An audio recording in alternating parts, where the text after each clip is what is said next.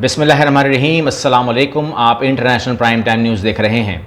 आपके सामने ये खबरें लाई जा रही हैं कि ईरान और अमेरिका में किसी वक्त भी मुआहिदा साइन हो जाएगा, और मेरे हिसाब से अगर इस किस्म का कोई मुआहिदा साइन होता है तो ईरान अपनी जीती हुई जंग हार सकता है, क्योंकि उसके सामने सैंपल होने चाहिए, तमाम चीज़ें क्लियर होनी चाहिए। बात करते हैं इसके ऊपर भी, लेकिन क्यों ना मैं इस वीडियो में आप लोगों को फ्यूचर वॉर्स जो होने वाली हैं, जो अनकरीब होने वाली हैं, आपके सामने ले आऊँ। कौन कौन से मुल्क निशाने के ऊपर हैं और क्यों अमेरिका उन जंगों को भी सपोर्ट करेगा और साथ देगा इसराइल का, ये तमाम बातें आपसे करूंगा। वजह आज जानने की कोशिश करेंगे, क्योंकि बहुत सारे लोग सवाल कर रहे हैं वजह क्या है कि अमेरिका जो है वो अपने मुल्क के अंदर की मुआशी तबाही को भी इग्नोर करके आज क्यों खड़ा है इसराइल के साथ। तो बात करेंगे इसके ऊपर। सबसे पहले आप जानते हैं कि अमेरिका ने कहा है कि जी हम बिल्कुल क्लियर हैं और हम मुआहिदा करने जा रहे हैं। वहीं पर आप देख रहे हैं कि मुसलसल बमबारी जारी है ईरान के ऊपर, बमबारी हो रही है, नाकाबंदी जारी है,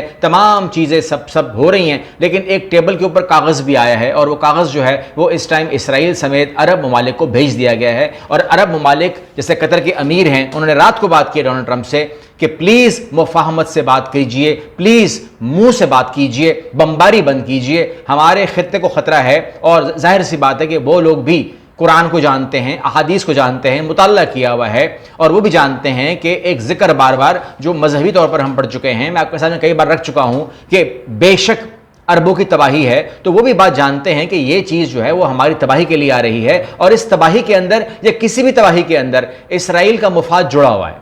अमन के ज़माने में वो काम नहीं कर सकता जो जंग के ज़माने में उसको मिलता है। यानी कि फॉर एग्जांपल, पहली बात आपको मैं दिखा देता हूं, ये देखिए। अब अगर गज़ा में जंग ना होती, अगर वो पूरा का पूरा 7 अक्टूबर वाला प्लान ना होता, यानी कि आपको बताया गया कि जी फ़लस्तीनी हमारे मुल्क में घुस गए हैं और उन्होंने हम पर वन साइडेड हमला कर दिया है, हम बेबस लाचार हैं, और पूरा इसराइल जो है वो 1200-1300 फ़लस्तीनियों ने तहस नहस कर दिया है। तो उसके बाद जो कुछ हुआ, उसके बाद ही कहानी है कि इसराइल वज़ीर आज़म का फ़ौज को गज़ा के 70% इलाके पर कब्ज़े का हुक्म दे दिया।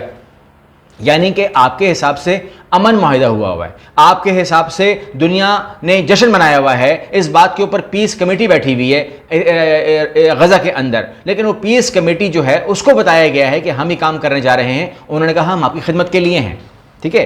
पाकिस्तान भी खुश है, सऊदी अरेबिया भी खुश है, सब खुश हैं, मगर उन खुशी के पीछे जो काम हो रहा है वो ये है कि आपका, कल आपको मैंने बताया था कि मैंने कहा था कि रेड लाइन बात चली गई है, और वो रेड लाइन ये रही जो कल आपको मैंने इन्फॉर्म की थी कि अब आपका 70% गज़ा जो है वो जा चुका है। 30% मैंने आपको मिसाल दी थी उस प्लॉट की जो आप जिसकी मलकियत होते हैं। मैंने कहा गज़ा के लोगों को इतनी प्लाट के ऊपर छोड़ दिया जाएगा, और लबनान के ऊपर भी जंग मुसलत कर दी गई है। और ये फ़ौज जिसको इसराइल कहता है और अमेरिका बोलता है कि इसराइली फ़ौज जो है वो दुनिया की मुहज़्ज़ब तरीन फ़ौज है, यानी कि इसकी जो तहज़ीब है, इसका जो तरीक़ाकार है वो इतना मुहज़्ज़ब है कि वो ऐसे ट्रीट करते हैं कैदी को जैसे कि उनके ससुराल से आया हुआ कोई बंदा हो। लेकिन यहीं पर आप ये देखिए कि कैदियों पर जिनसी तशद्दुद, इसराइली सिक्योरिटी फोर्सेस अक़वाम मुत्तहिदा की ब्लैक लिस्ट में शामिल। ये वो फ़ौज है जो इस वक्त अक़वाम मुत्तहिदा की ब्लैक लिस्ट में शामिल है। और आपसे क्या कहूँ, अच्छा यहाँ पर मैं आपको थोड़ा सा जो है आपको मैं इन्फॉर्म कर दूँ। अब मुआहिदा आपके सामने आ जाएगा, कोई सी बात नहीं है, लेकिन थोड़ी सी बात मैं ज़रूर आपको सामने शेयर कर दूँ कि जब अमेरिका ने कहा, फिर मैं आपके सामने जंगों की बात करूँगा। जब अमेरिका ने फ़ोन किया और कॉन्फ्रेंस कॉल की जिसमें पाकिस्तान को, कतर को, सबको, सऊदी अरेबिया को लाइन पर लिया, और उन्होंने कहा कि जी आप ये बता दीजिए कि जैसे ही जंग के ऊपर साइन हो जाएंगे, अमन माहिदा हो जाएगा, वैसे ही सऊदी अरेबिया, पाकिस्तान, मिस्र और तमाम ममालिक जो हैं वो बाकायदा तस्लीम कर लेंगे इसराइल को। ये ऐलान वो करेंगे। खामोशी छा गई, तो उन्होंने कहा कि कोई लाइन पर है, मैंने आपसे कहा था कोई लाइन पर है, सब खामोश रहे। लेकिन उसके बाद मैं दाद दूंगा कि सिंगल हैंडली एक मुल्क था जिसने कहा कि हम ऐसा नहीं कर सकते, और वो सिर्फ और सिर्फ अकेली आवाज़ आई मुझे सऊदी अरेबिया से। मोहम्मद बिन सलमान की वो आवाज़ थी जिन्होंने कहा कि हम अपना स्टांस आपके सामने रखते हैं, हम आपको इन्फॉर्म कर चुके हैं कि जब तक फ़लस्तीन की आज़ादी का ऐलान नहीं हो जाता उस वक्त हमारे लिए नामुमकिन है, हमारे सिस्टम में नहीं है कि हम इसराइल को माने। ये उन्होंने ट्रंप के सामने अपना मुसव्वदा रख दिया, जिसके बाद बाकी ममालिक ने जिसमें पाकिस्तान भी शामिल है, उन्होंने भी कहा कि Saudi Arabia and Pakistan refuse relation with Israel until फलस्तीनी is recognized as a state. तो उस वक्त हमने भी कहा कि हाँ, हमारा भी यही स्टांस है कि पहले आप फलस्तीन को आज़ाद करें। और जाहिर सी बात है कि ट्रंप जो है इस बात को देखेगा कि अब हमको वो कितनी स्पेस देगा इस मामले के अंदर।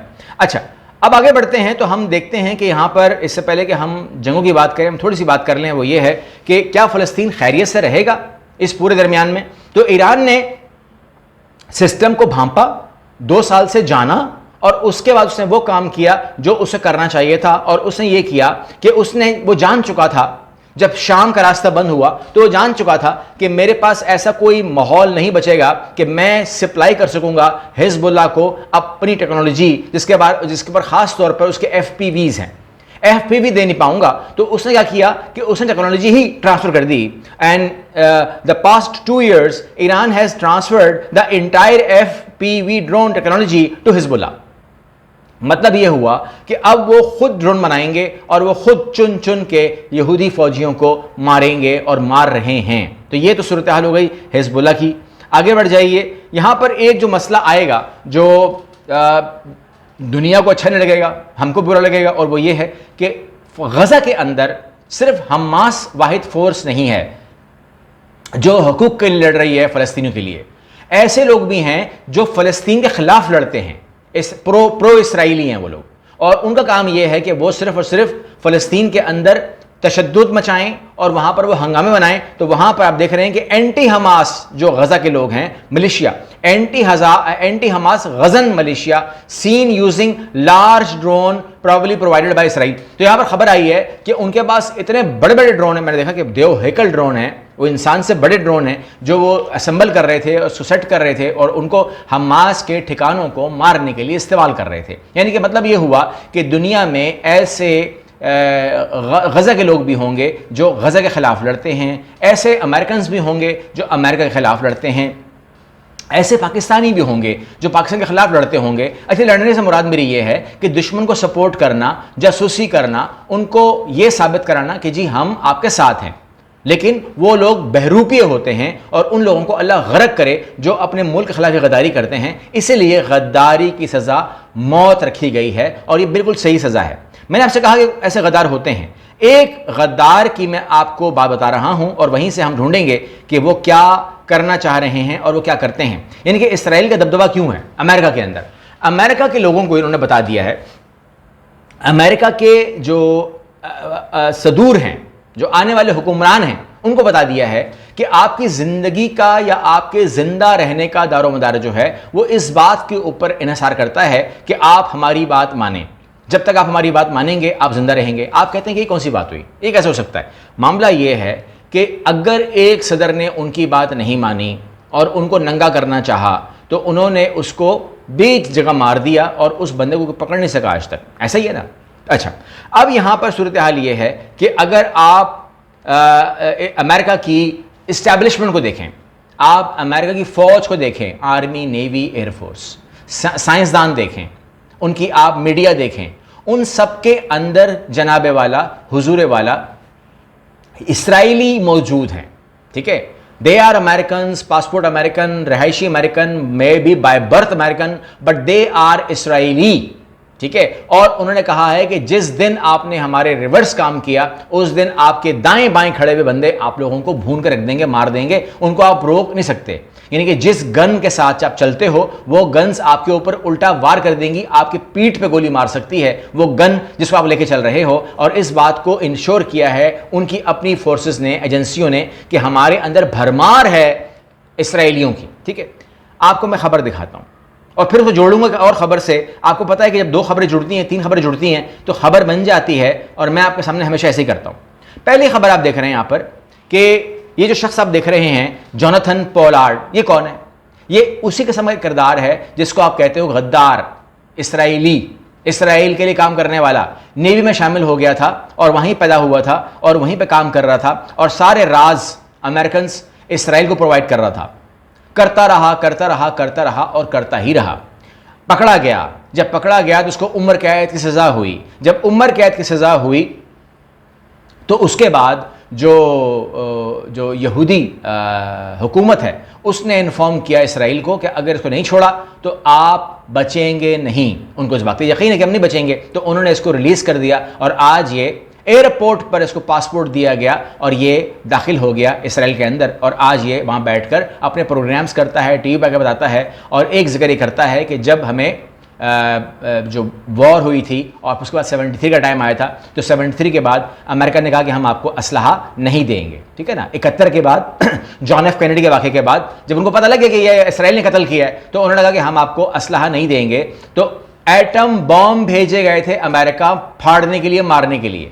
कहते हैं ये बताइए कि हम आपको आपके अमेरिका के ऊपर एटम बम मार दें या इसको हम वापस ले आएं। अपने रडार चेक कर लीजिए। अमेरिका ने कहा इसको वापस ले जाएं, हम आपका असले की सप्लाई खोल रहे हैं। ये शख्स बता रहा है कि वो जो आई डोंट केयर, और आगे फिर वो कहता है कि जी हमने फिर वो न्यूक जो है वो मारने हैं ईरान को, तमाम बातें कर रहा है। इस बंदे की मैं आपको एक बात और बता दूं, फिर आपको मैं उसकी जो खबर है वो जोड़ूंगा ताकि आपको समझ में आ जाए कि मैं आपको क्या कह रहा हूं, कौन से मवालिद निशाने के ऊपर हैं और क्यों हैं।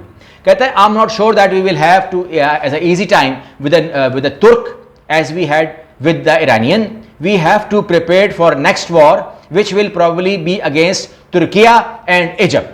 तो अब जो जंग होने वाली है ईरान के बाद, एक सो कॉल्ड झूठा फ्रॉड माहिदे के बाद, और ईरान के अंदर भी आपको पता है ऐसे लोग मौजूद हैं जो लोग इस बात को समझते हैं कि अगर हमारा माहिदा हो जाए अमेरिका के साथ तो ये अच्छा है, हमारी जान छुट जाएगी, हम अमन में आ जाएंगे, हम सुख का सांस लेंगे और हमें कोई ज़रूरत नहीं इनसे लड़ने की। ये वही लोग हैं जो शाह सलमान टाइप जो शाह था ना, शाह ऑफ ईरान, ये उस किस्म के लोग हैं, ये उस नस्ल के लोग हैं या उनकी औलादों में से हैं जो अभी भी हुकूमत में किसी किसी पोस्ट के ऊपर मौजूद हैं।